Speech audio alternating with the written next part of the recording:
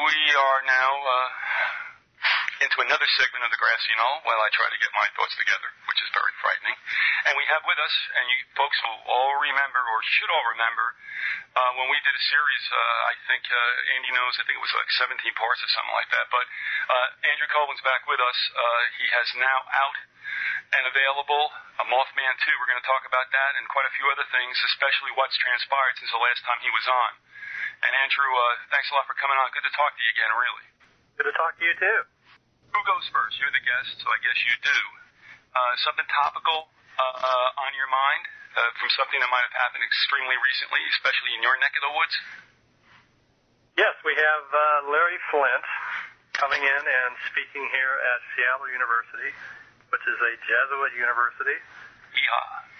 And you and I had a little pre-interview talk, and we were mulling that over, what the meaning of that is, and I was thinking that it had to do with the Jesuits wanting to be on top of free speech issues so that they can better infiltrate the alternative press and movements. And then you had another insight into creating different categories of people needing coverage under the constitutional free speech protections, and I think it had to do with this this paragraph here, this sentence. It says in the article written in the Seattle Weekly,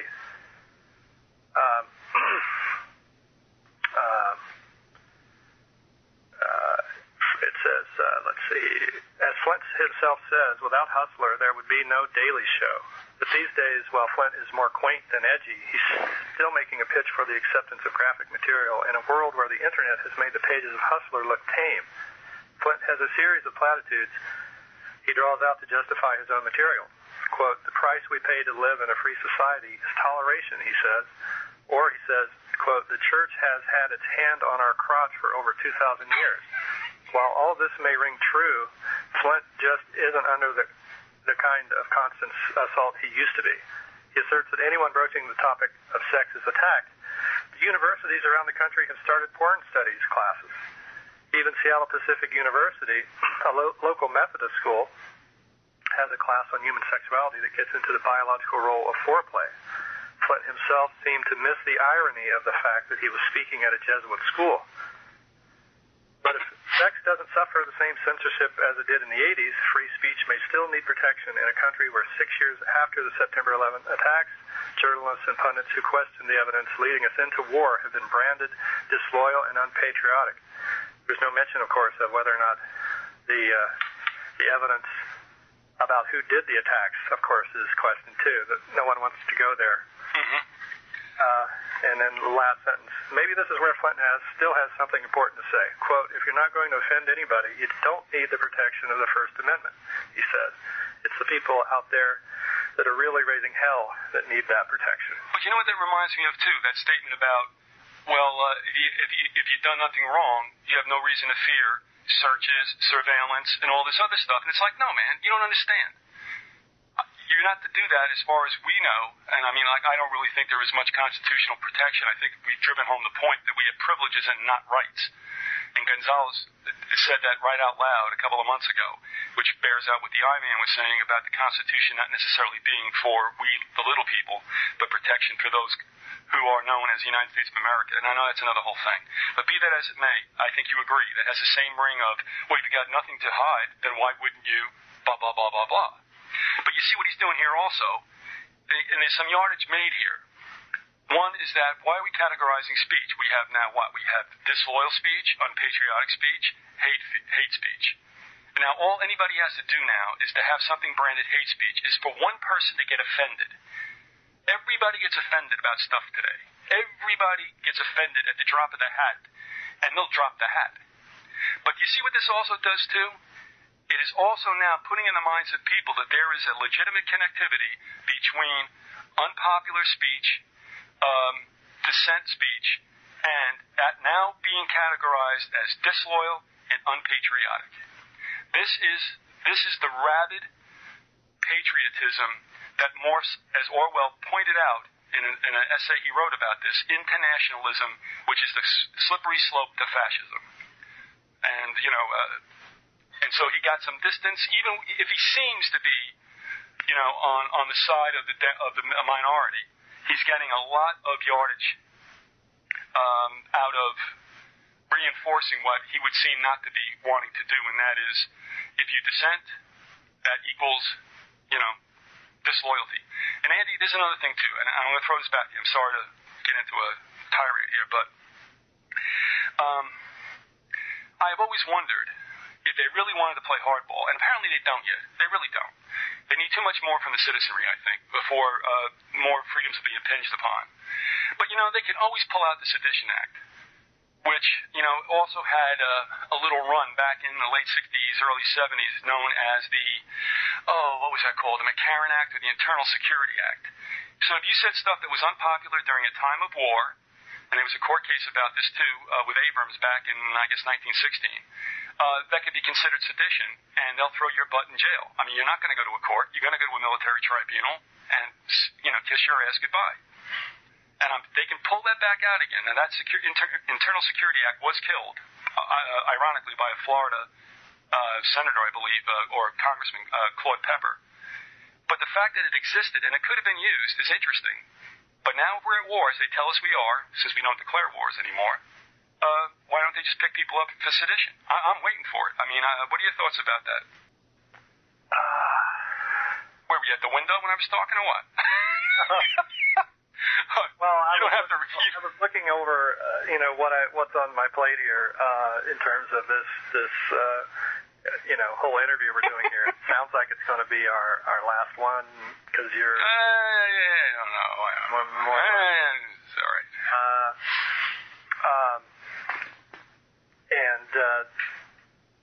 I don't want to ignore your question here.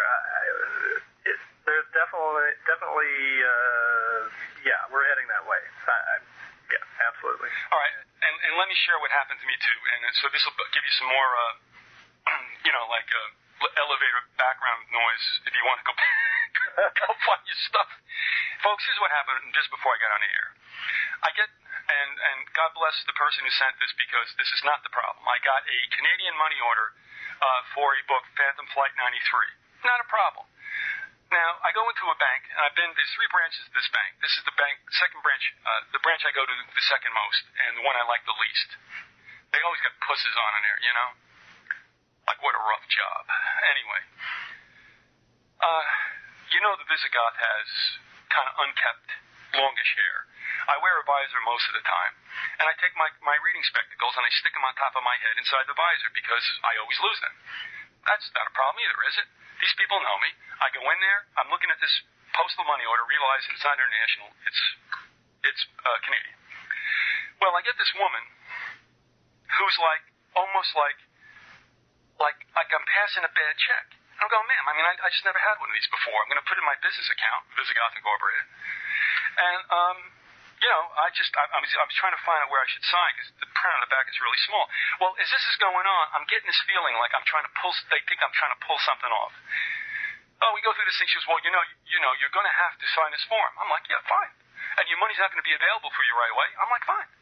I said, well, can I go to the website and see when it does come in? She goes, well, it won't be there for days. It's like, it's okay. All right? I'm not in a hurry. So we go through this, and now I'm just, there's a little steam blowing out of my ears. Someone like yourself who kind of look like a biker, and I don't mean that in any. No, I agree. He wants to make a comment on the fact that you may need your money immediately because you're living on the edge of poverty or something. Or she's trying to dissuade me from doing the transaction there because it can't be immediately gratifying for you. Now, like I said, I've been in there before. I'm a pretty blithe spirit. I don't really know what people think of me at being 56, and looking like I do. And I don't really give a rat's ass either. But here's where it came down to. Now, these fascist pigs in the San Antonio Credit Union have out in front of their front door this little podium where on it says, no this, no that, no sunglasses, no helmets. Nothing says lovin' before you go into a place like that. So I'm like, well, what's the big deal? I look at it and say, what a stupid sign. Anyway, I go in there. At the end, before I leave, she says to me, and next time you're going to have to take those glasses off. I said, no, I'm not. Do these look like sunglasses to you? These are reader's glasses that are on my head. Now, if I put them on my nose, fussily, is it okay? I said, no, I'm wearing them wherever I want to wear them. And I just walked out, and now we're going to get into it, either through my position as a newspaper writer and or as a customer. But that woman had no right to say that to me. But she just had me of an image that I have in the Mothman photo book that the Mothman Photographer 1, which has a image from the day that my friend Harriet's dad was car bombed in '68. There was actually a bulletin board in West Virginia that said, "Clean up America, cut your hair," and it had a picture of a long-haired guy. This is a bulletin board, a huge sign. And so, it can get worse, and it will get worse. Instead of a little sign in front of the bank, you'll start seeing, ads on TV and so forth. But this had a hideous flashback for me. It wasn't so hideous, but it was unpleasant. Yeah. 1971, I got hair down on my shoulders, and I wear bib overalls with railroad striped, And I have a company check from Fairleigh Dickinson University for whom I worked. And I came into this bank, which cashed payroll checks from Fairleigh. This is not a problem. So I come in, and I deal with a woman whom I've never met before. I never did business. and she's going to want to see ID. I said, okay. She goes, you don't have an account here. I'm going, okay, let's hold it right here. I said, let me say something. This is a payroll check that I've had cashed, previously in this bank. And now because you don't like the length of my hair or the way I'm dressed, I said, now you're going to work me over, right? And we got into it. Now, the sad thing about it was the woman was black. And I looked back and I said, you know what? I thought you might have been a little more sensitive to discrimination. And then steam blew out of her ears, and I said, don't cash the freaking check. And I just walked out. And I said, but does anybody else have a problem? And I looked at the tellers who had cashed my checks. Now, I don't know what this means, Andy, and I'm sorry to say it, but it's the damn truth. The woman who pulled this crap on me at that bank was obviously an Asian Indian with what I thought a little bit too much of a freaking Brahmin attitude. Now, maybe I'm wrong. Maybe that's hate speech, but that's who the woman was, and that was her racial makeup, and that's the way she treated me. Maybe it's a coincidence. Well, that could be why the Garuda's so active in India, is because they have this horrific caste society that is just brutal, and in Burma, what are we seeing in Burma? We're seeing Buddhist monks shot dead by troops. Well, you never can trust those Buddhist monks. You know what I mean? And you know who's doing it? Isn't it Arco that runs Burma? Oh, I don't know. You got Arco is the one of the oil companies backed that regime that's now in, and has been backing them, and so it's really hypocritical to hear. All right, let's double up. Bush and Gandhi, talking about how terrible it is, because they're totally behind. They got to be behind that activity. Maybe they disagree about the methods. Maybe we shouldn't openly shoot them, but certainly behind that regime. Well, here's the double hypocrisy, because Bush comes out and says, and again, I got nothing against Bush. He's whoever the president is, I don't care. He comes out and says they're in solidarity with the people, and I'm like, okay, let me get this straight, Shrub. You're in solidarity with protesters in Burma, but don't dare pull that crap off in the United States. I think I get that. Exactly. And then you have Condi, setting up her own little global climate change convention instead of going to the UN convention. So you have the UN versus big oil here, essentially. Big oil doesn't want to get involved in the UN discussion, and the discussion itself is somewhat bogus, and I could go into that, but maybe I won't. But what you have here, you have the UN is the creation of the Rockefellers, and then you have Condi, who's obviously a minion of the Rockefellers, being a Chevron. Who's also big oil, yeah. Yeah, so you got big oil versus big oil here. That's right. Exactly what we've seen before. False debate. Right, because the idea... Not a false topic. Well... I will probably irritate a lot of liberals by saying, if you really look at the data, the years that global warming has accelerated the most were years in which the fossil fuels were. I mean, it doesn't correlate. In other words, no, I know. The advances in temperature don't necessarily connect to advances in the amounts of hydrocarbons. From what I've been told and things I've seen. But Andrew, this happened in '73 when I realized. You have Al Gore coming out with a movie on it. And Al, is from a family that made its name on the Tennessee Valley Authority. Yeah, isn't that rich? Yeah, that's beautiful. You know what I mean there. Sure, I do. I absolutely do. But and their Rockefeller partners as well, his family. Al Gore disappears from the political scene, I don't know, like what, maybe 2 years, 3 years, maybe it's longer, I don't know. He comes back and all of a sudden he becomes obviously this is the gentleman who invented the internet, and now he's come back and invented this. Now, and it was only 20 years ago Frank Zappa was raking he and Tipper over the coals for their really conservative, super conservative attitudes about music. The whole labeling and music thing was Gore's idea. Another free speech advocate if I ever heard one. All right, going back to the first... And then Zappa mysteriously dies. I think it was mysterious, in a way. the timing, as soon as he goes in front of the hearings, the Senate and so forth, and really rakes them over the coals and totally makes fun of him, he gets prostate cancer, which is easily induced by placing radioactive materials under someone's favorite seat, like in his studio that he worked in 12 to 18 hours a day. Or maybe the one he sat on before the subcommittee. Yeah, well, I mean, and right. We all laugh, but this is in a book by one of the Bonanno family crime family members. Oh, and how to assassinate people, and that was one of the techniques he said that they had developed, was putting radioactive materials in someone's seat to give them prostate cancer. Oh, that is highly more ingenious. The injection also, which comes up in my story with my father. The injection of something into the body, a.k.a. Jack Ruby. Jack Ruby, I was just going to say it. That's right. And who knows who else? You don't really have to digress here, and to help me get organized here. There's no possibility that I'm going to get organized on my talk. Oh, okay. Well, I consider I'm going to be hitting a bunch of extremely random things in terms of times that it happened and subject matter. And I'll try to, it'll create some in the mind, let's say, perhaps. You never disappoint, believe me. And what do? Do we do 17 segments? Yeah, and we stopped in late 2006, and so we've had just an enormous flurry of bizarre coincidences in reportage, let's say. Okay. You have lots of things going on all the time, but what does the media choose to play?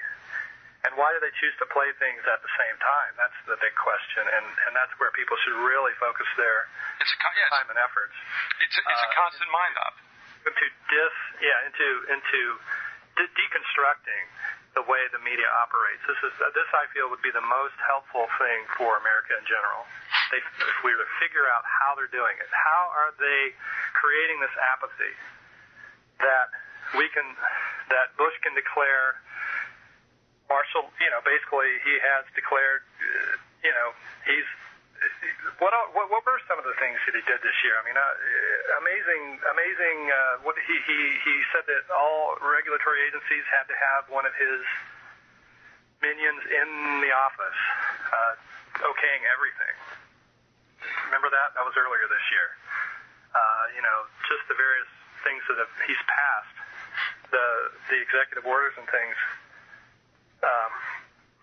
And whenever he makes a move like that, there's a strange supernatural kind of story in the news.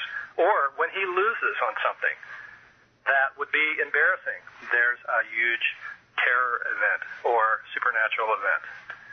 And I'll get into those a little more here. Do you want to start with more recent stuff and then jump back to January? Would that be? Yeah, that would be good. I mean, let's do the most recent and let's go back in time. But just let me do one thing. I did want to just make one kind of summation statement, all right, about the oil thing real quick. Huh? I was saying in '73, I realized it was a scam. And of course, in '73, I was not thinking the way I was, but this is one of the things that got me to where I am today when I look back at it. Now, the other deal is this. I wouldn't mind solar powered houses. It would be great to have, solar, whatever. I won't have any problem being on oil. But I realize that we'll never get off oil. The intention wasn't to get off oil back then, nor is it now. So what's the game? And this is what I'm saying. They're going to get this movement of global warming to put new feudalistic, constraints on people. That's what this is going to come down to. Yeah. It's going to be more control, and I'll tell you what, we ain't getting off oil. You're going to leave this earth. I'm going to shirk this mortal coil, and we will still be on oil. Those guys are still going to rake in the profits. They'll need less product, and they'll get much more money. Oil wins no matter what. And all that's going to come out of this is that we're going to have a couple of more manacles thrown on us. So that's my statement about, all that. And I just wanted to get that out there because this is a scam as well. Okay, enough said. Let's do some recent stuff. Thank you. We had the Mothman Festival recently. take it you attended. I did. Did you see Harriet there? Did you see Harriet there? Beforehand. Okay. I saw her, and then I saw her again when she wasn't there. All right, let's hear about this. Yeah, I saw her. I guess she went. I saw her on Monday prior to the festival, and then on Wednesday I was in the Charleston Art Museum, the Clay Center, with a friend who had recently broken up with her partner. Both of them had been in my documentary, and we saw someone who looked exactly like Harriet. And I was like, wow, that looks exactly like Harriet. Maybe 10 years ago, or, she looks younger, but that's her. I had to take a photo, so I took a photo.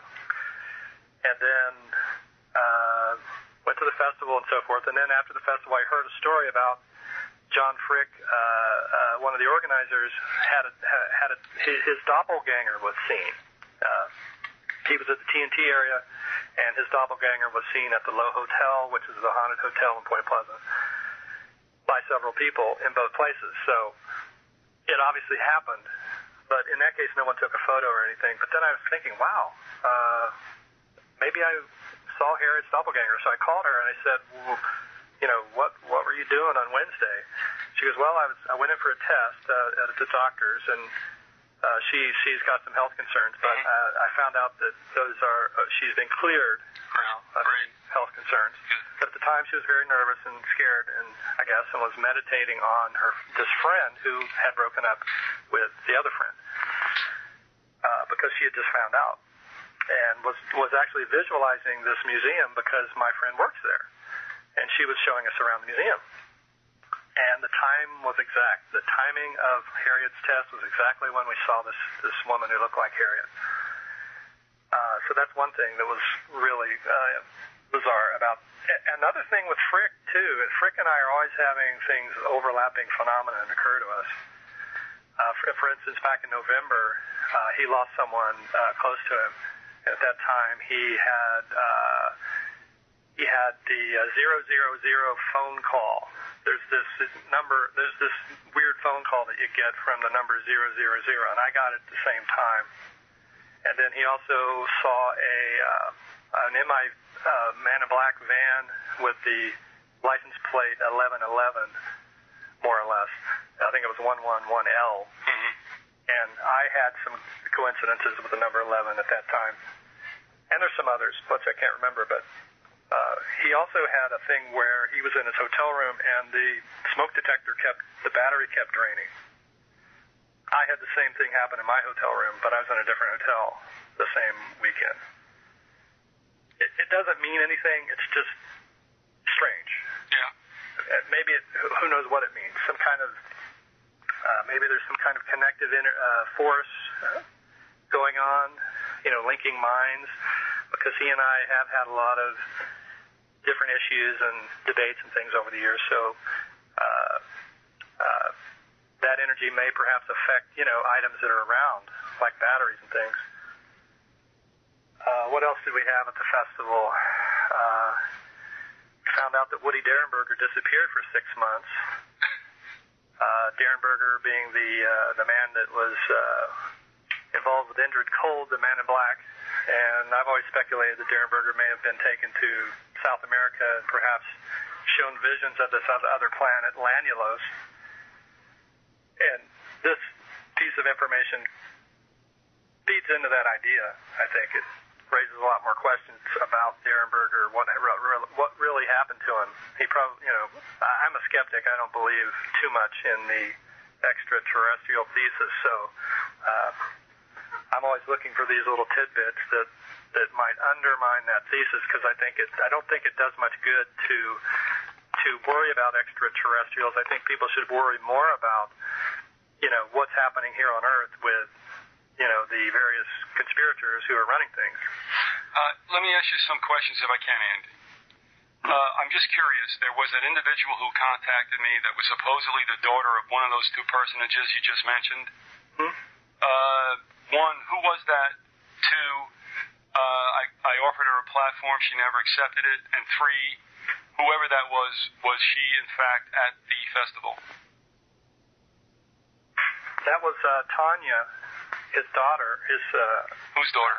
His daughter, and whose daughter? Was it Derenberger's daughter? Was it Derenberger's? Yeah.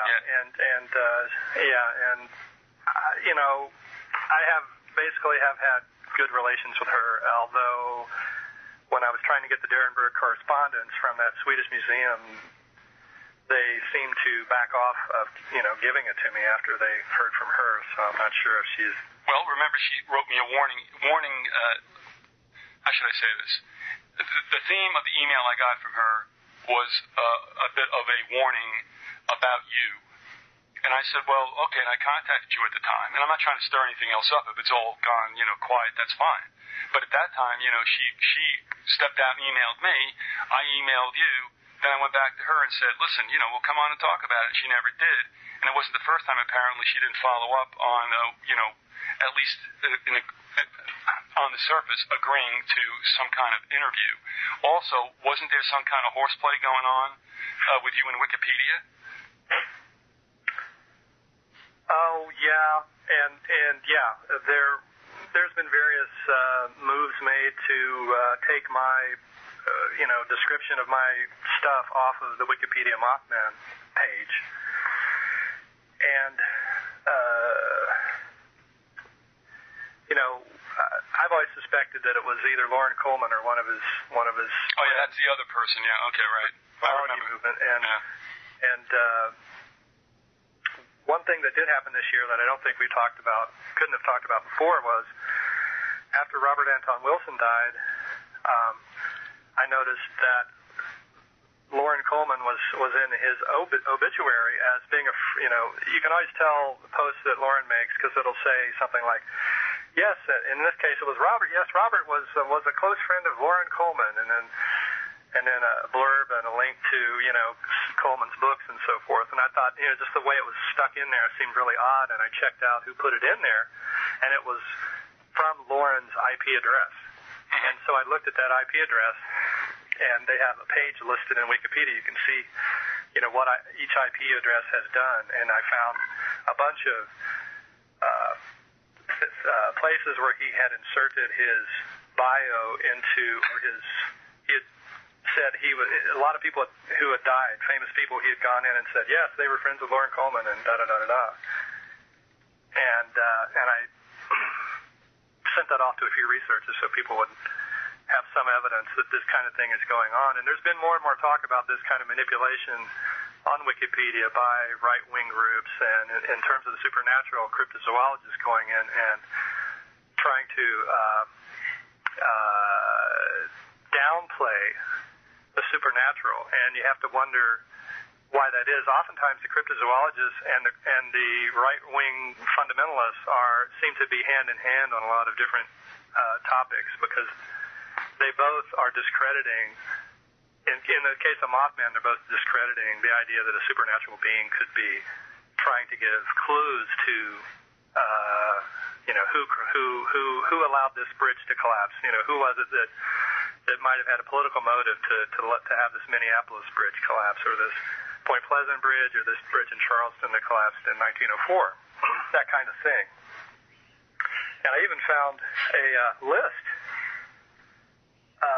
I therefore infiltrated the cryptozoologists and went to some of their lists and looked at what they were doing, and found that they actually have a list here called the Cryptozoologist Checklist, where they openly say that they're interested in changing the meaning of all these different animals from whatever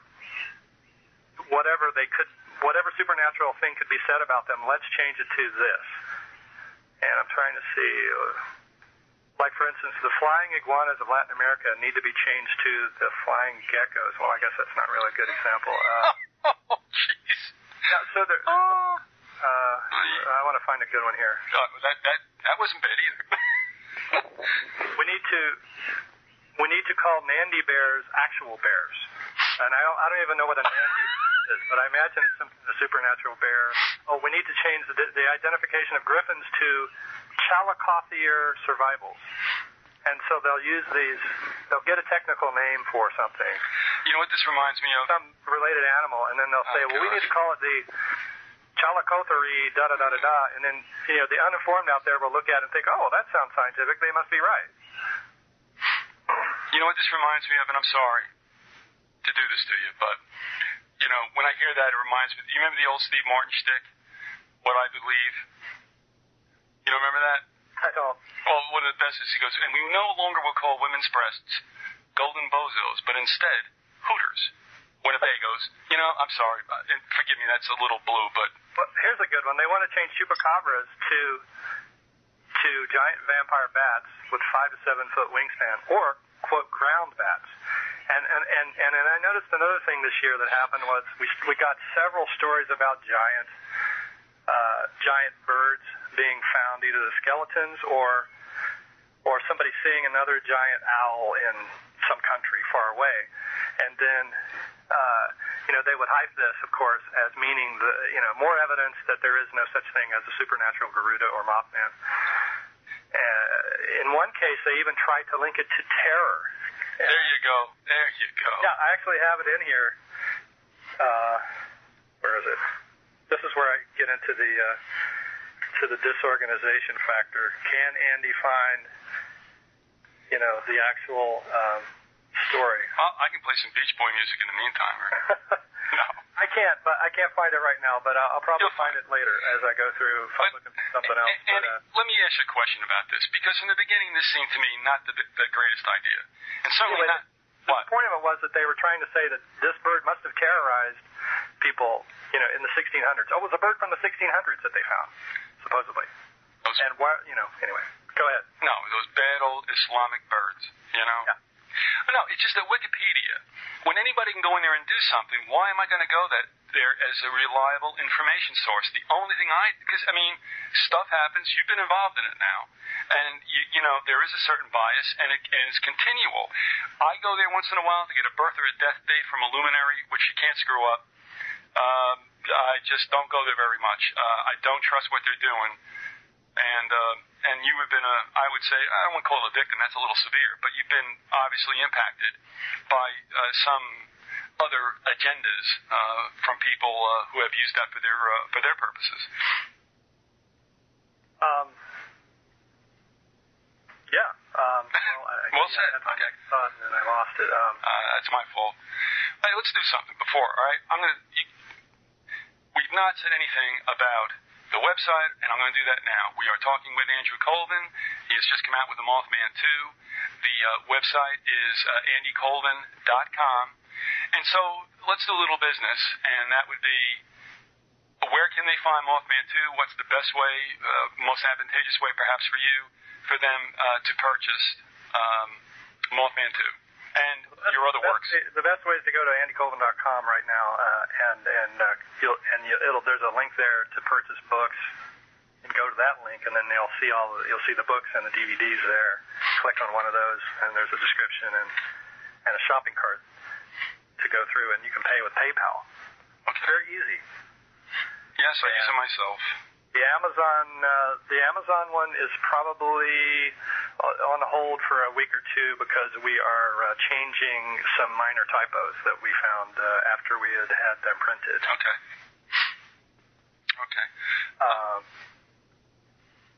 One of the other things that happened during that week was and a lot of the stuff, by the way, happened on the anniversary of 9/11. The doppelganger was the day after 9/11, the anniversary, and then that same day that we saw the doppelganger, what do you have? You have the West Virginia torture case, where these hillbillies abducted someone, a black woman, and took her and raped her, tortured her, et cetera, and very little backstory came out of that.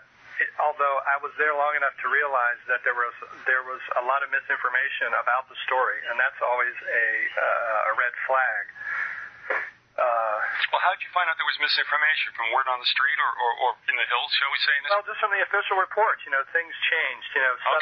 Suddenly, and at first it was just a straight-up horrible story that would inflame race relations across the country, right? Mm-hmm. And isn't it funny that they chose to that it just happened on that day?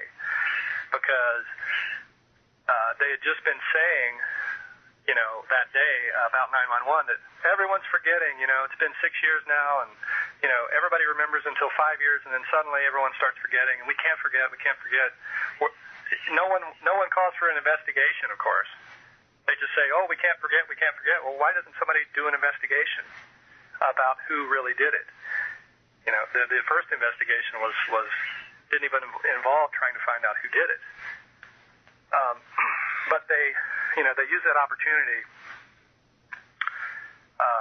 And even if it wasn't a manufactured incident, the reportage of it was definitely highlighted in order to bring everyone back to the terror message and a racial terror message, because ultimately they will use race as when race will definitely be used in this coming fascism. There's no doubt about it. But it turned out that this lady had some prior relationship to the torturers, and the story started to get messy. And I started to speculate whether or not people in that family had been in the military and perhaps been over to Iraq and got involved in torture and so forth and come back. That happened to my family. I had a family member who was in Vietnam and ended up, doing some horrific things and being put in prison, and came back a completely different person. All right, Angel, let me hold you right there because I got to ask you two questions, okay? And before I do that, there is another one. When did this happen? Was it in September that this story broke? September 12th. Okay. All right, now. Because here's a lot of these stories involve West Virginians. Remember, we had the Abu Ghraib things. There was a West Virginia woman involved in that. We had the Jessica Lynch story. Right. There's a lot of West Virginians over there anyway. Mm-hmm. But there seems to be these high-profile cases all right. involving them. Here's where I'm going also. When you have a story that has some, shall we say, rather specious aspects to it, and there's never any really kind of disposition reached. Okay, some final disposition they would call a closure. When you have those kind of stories, would you agree that you can get exponentially more yardage out of saying the things you really want to say because the issue never really was closed? You know what I'm saying? You can make anything happen that you want to because it's never really been decided. So it's an open field as far as all the stuff subtextually you really want to get out. Like for terror. You're a media manipulator? Yes. Yes. I mean, that's why these stories that have, that really don't have any legs have great legs because they use these situations and then all the things that need to be said get justified. And let me just give you one example for a second. It started with the churn off. I got this gut feeling we're going to have an attack. What the hell's that about? Yeah, exactly. Don't eat lasagna after 11 o'clock at night. But then in back of that, we had this whole stuff happening because it made it legitimate. Now, a second thing I want to share with you. I just get an email from Ty up in Atlanta, black man. Blessed guy. Been on the show, too. Had some interesting experiences in the Air Force. And he's a fan of yours. And despite the fact I still trust him. Anyway, Ty was a little upset about all that had been happening with the Jenna 6. The racial incident in Louisiana. Are you aware of that? Just barely. All right, real quick, and most people are. It seems like white kids were harassing black kids by hanging nooses in trees, which is like, what are you thinking about? And the black kids, at least, whooped up on one white kid or whatever, and now we got this big racial situation happening in Jenna. And, Ty is obviously, impacted by this. He's got a good heart. He goes and checks things out. He goes to the Hal Turner website. Hal Turner is a racist who runs a show out of North Bergen, New Jersey. He said it wasn't so much, the website or the story, but the postings by people there. All right, and I mean I'm bringing this up because it was a racial incident. Actually, it seems pretty normal to me. If you're going to do something like that, then you better be able to defend it, kid. Because I mean, that is just not with the program. But he looked at the vitriol from those who posted on that site who were just blatant racists. I mean, they make Stormfront look like, kindergarten. That's a funny use of words, but anyway. And he looked at me, he goes, and these are supposedly patriots too? Some of them are. And he just looked at me, he's going, and here's where, and this is why I'm saying this to you, Andrew. I know it's a long way around it, but just to your last response, and what Ty had said was, he said, you know what? He says, that's a plan by the handlers, more or less, to create friction between the races because it just keeps everybody at everybody else's necks and throats. You know what I mean? And it's right. I mean, they'll play the race card or ethnic card whenever they got to stir the pot up just so that we never unify. So it just resonates with what you said, but I thought you'd like it too, and of course you couldn't stop me from hearing this story, but I mean, it resonates exactly with what you said and the yardage they might have gotten out of this incident in West Virginia. Yeah. Also, another one of those is the Virginia Tech thing, which came back into the news. They had they'll come back in weeks later with another little reminder about that. And the last one regarding Virginia Tech that I heard was that he was locking the doors the previous day. He was practicing locking the doors the previous day. Why is that so newsworthy? And when I go back through the calendar here, I'll probably find exactly what it was meant to do, because it's always in relation to some other story that these come out to sort of get people's mind off of the other story. But they use that one. I thought, it probably has to do with the surveillance issue. They want to probably have cameras in all colleges on every floor, and that's probably what will be the result of that. Because then if someone's practicing, they'll be able to do a preemptive strike to stop the preemptive law enforcement. Yep. Just like Minority Report. Mm-hmm. We think you might be capable of this, so you're going to go in for reindoctrination. And of course, that whole story, and that was another one that Coleman jumped in on. He tried to say that the Virginia Tech mascot, the Hoya Bird, was the Garuda. You see, so here he's trying to connect something bad to the Garuda, and the Hoya Bird is not a Garuda; it's a chicken. Somebody dresses up in a stupid chicken suit, jumps around the football game. Lauren Coleman shows a picture of a Garuda statue and tries to make that connection. So that's what a Hoya is, huh? And he claims that he's not, and he's always claiming that he's not trying to hurt people's feelings or this or that. But think about that. Think about how insulting that is to someone who lost a person in that event.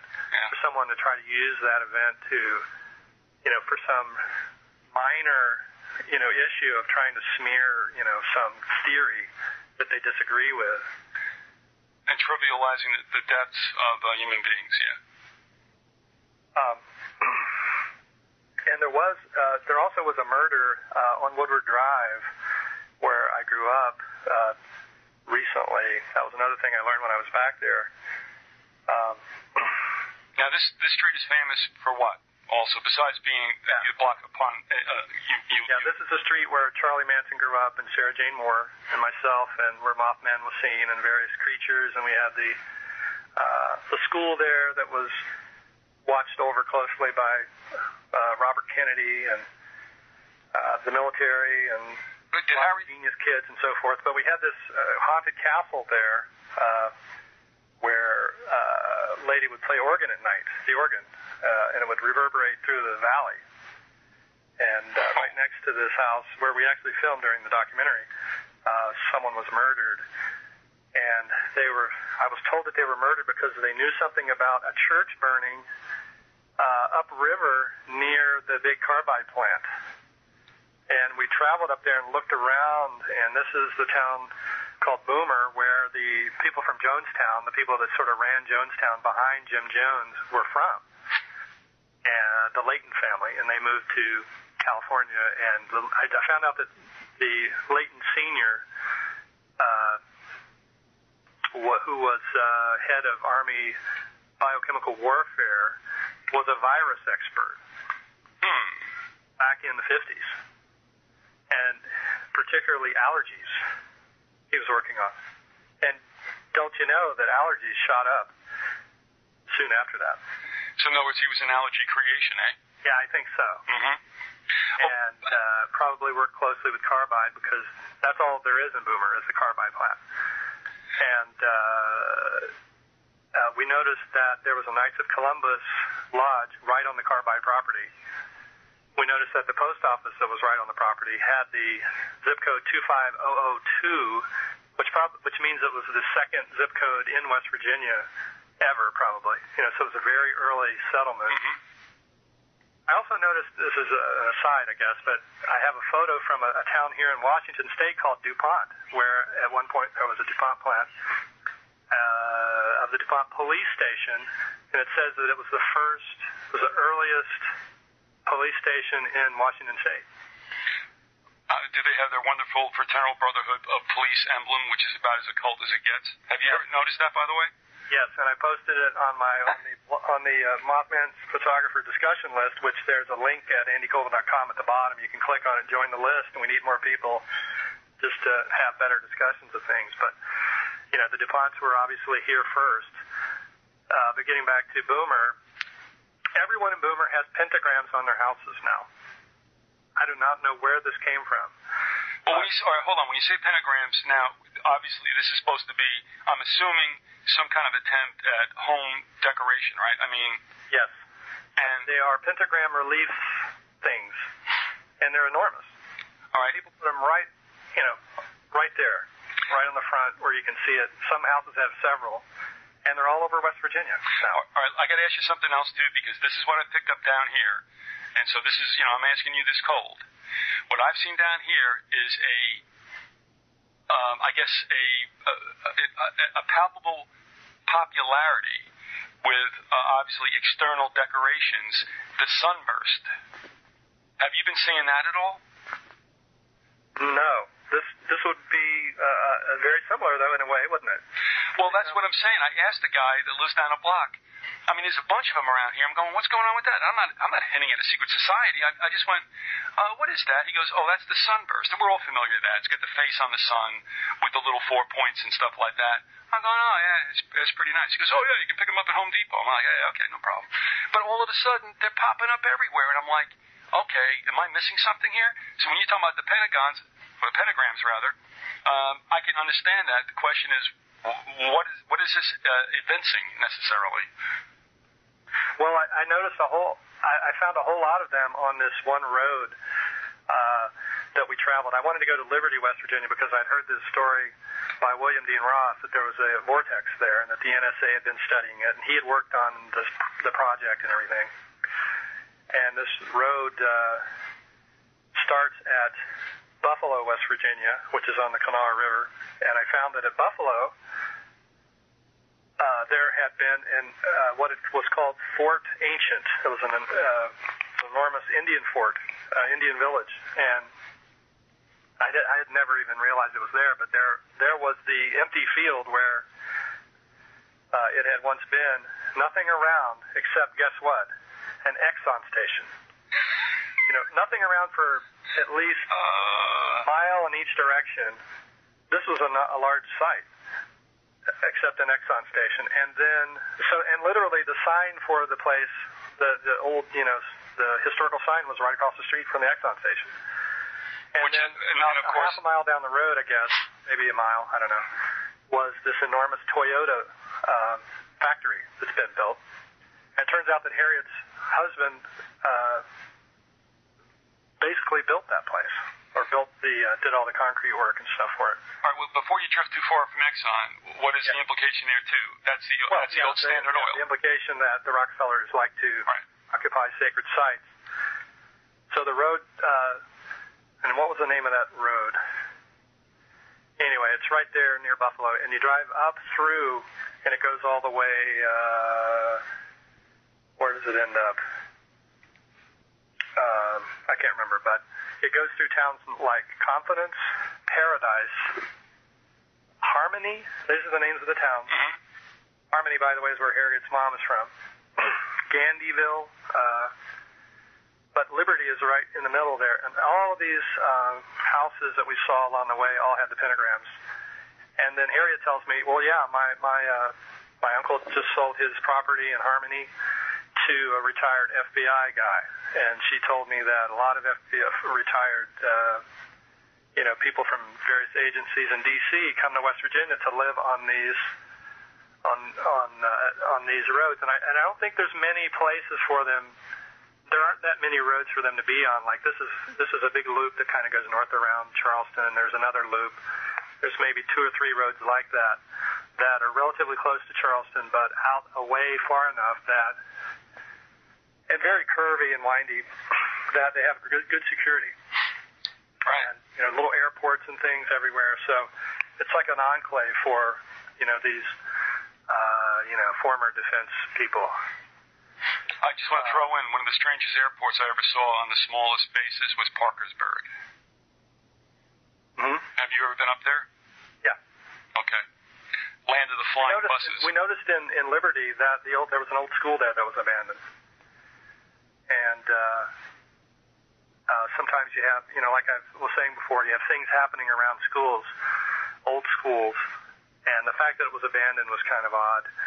Also, in February, there was a Batman sighting, what was called a Batman, probably a Mothman kind of thing.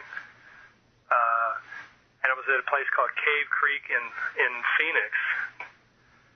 And a lot of times, of course, these entities are seen around caves. And my wife happened to be in Phoenix that day. That was kind of an odd synchronicity. But it happened across the street from a school. What else did we have happen? We had we had a fake Bin Laden tape come out that week. Well, I say fake because, it gets to parts of the video where looks like you can tell his voice has been dubbed. I know.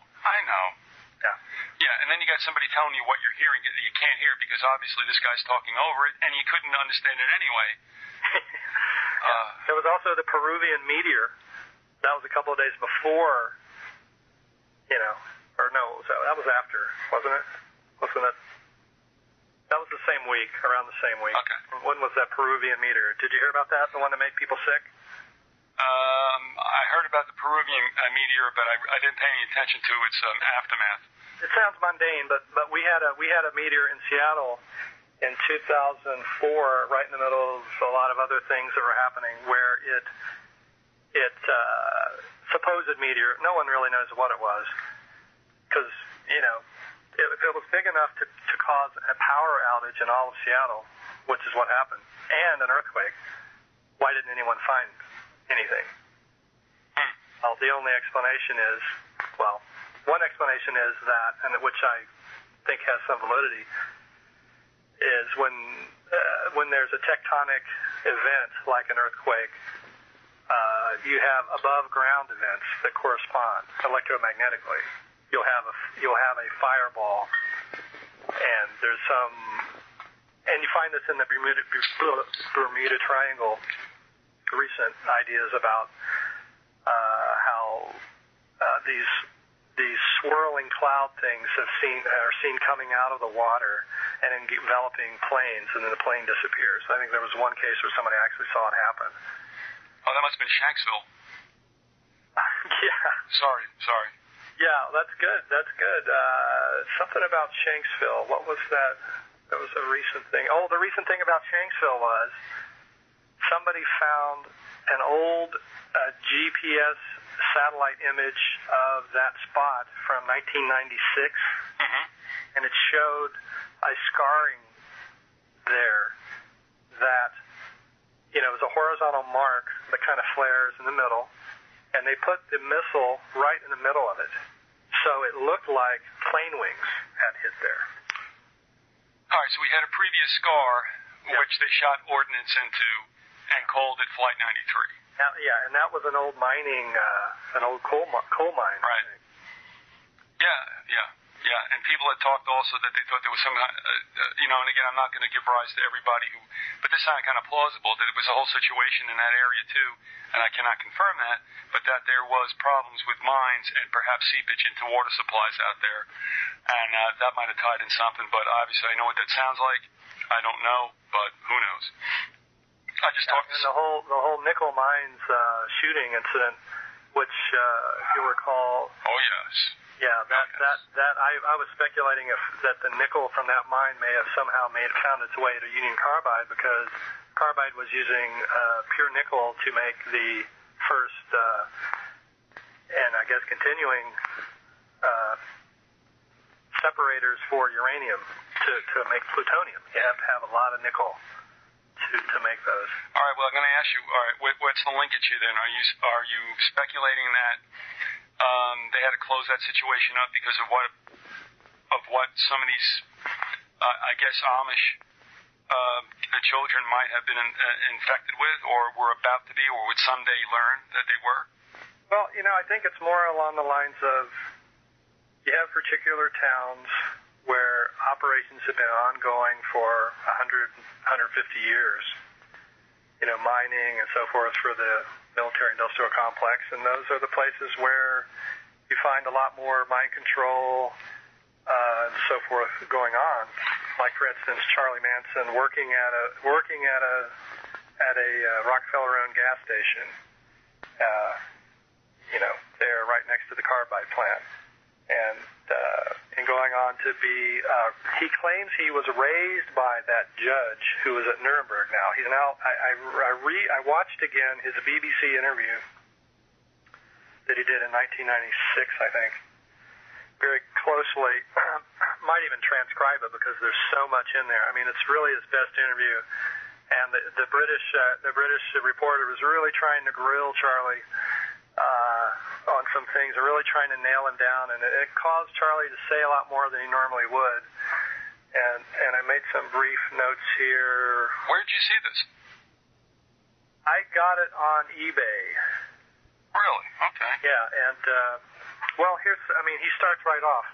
He starts right off mentioning the Brotherhood of the Cross. He was raised by Catholic monks also.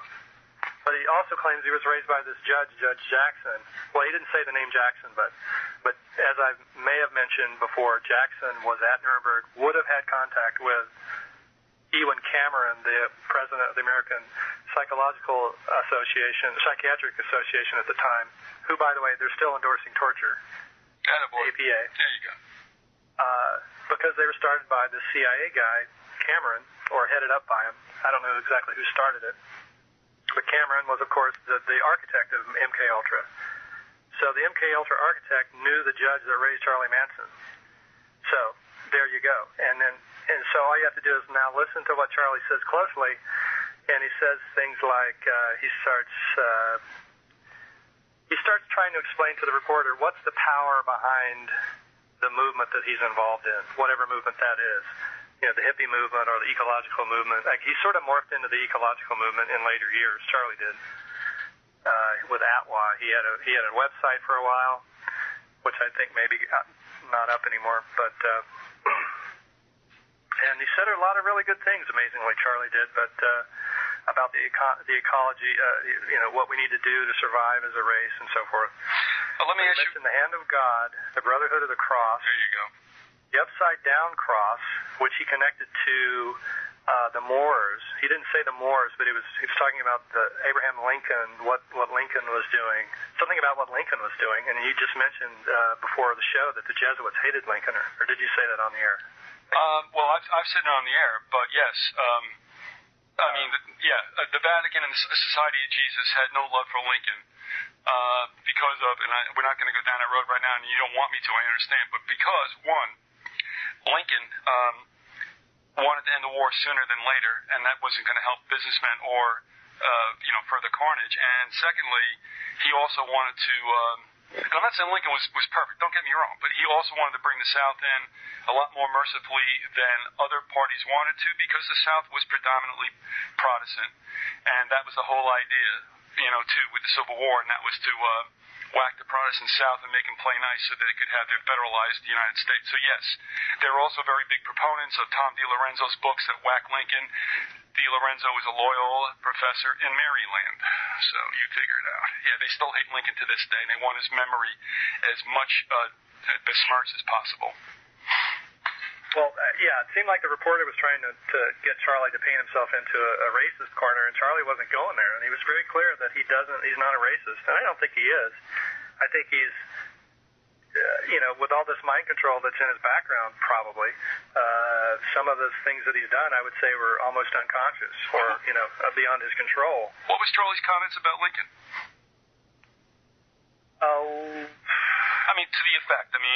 Well, it was all sort of. He talks in a very clipped manner, and he throws things out, and he strings them together, and he didn't say much about it. He just threw it in there in a long line of all. He almost speaks in synchronicities, Mm-hmm. He's wanting you to make the connection because he can't really say the connection. He's got too many kids out there, too many, actual. He's parented a lot of kids and so forth, and I'm sure he feels like he can't really come out with anything because they'll pay for it. The blowback. Yeah. But was he like pro-Lincoln or anti-Lincoln as far as you could tell?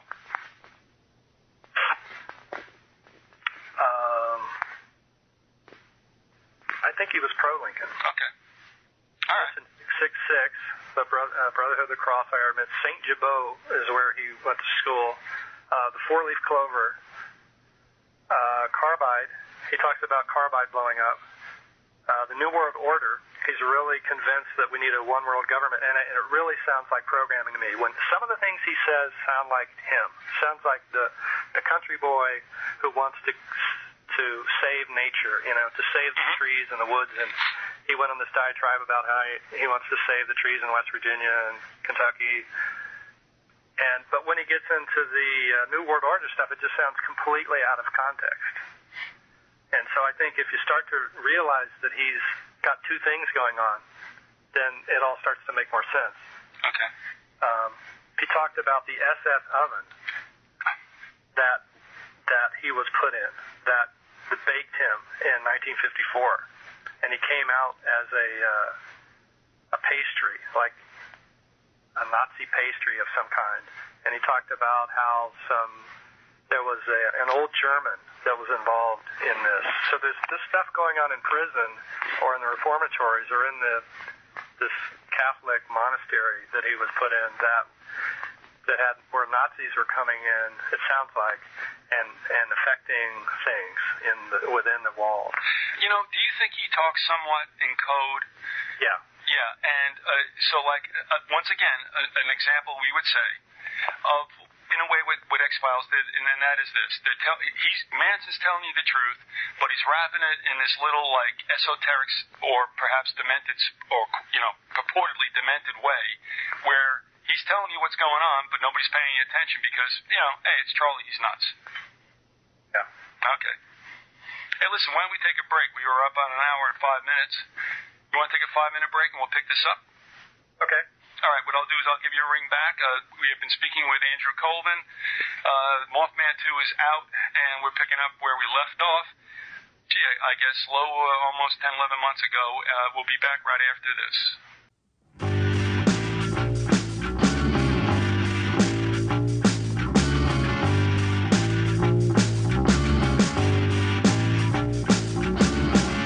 The ball of fire, the hooded figure by the shed. The unseen stare, the memories from which you fled. The big dark eyes, the pale white skin, the pointed chin. The skinny arms, the clammy skin, the big brown head. He comes to you in an automobile, coming to your town without a sound. He comes to you as you're bedding down, coming to your door, wants to explore. The thin black tie, the white rim hat that causes dread. The floating chair, the blinding light from which you fled. The tinted window, secrecy of government. The tiny mouth, the tiny talk of tiny men. She comes to you in a spinning wheel, hovering around above your town. She comes to you in a dark and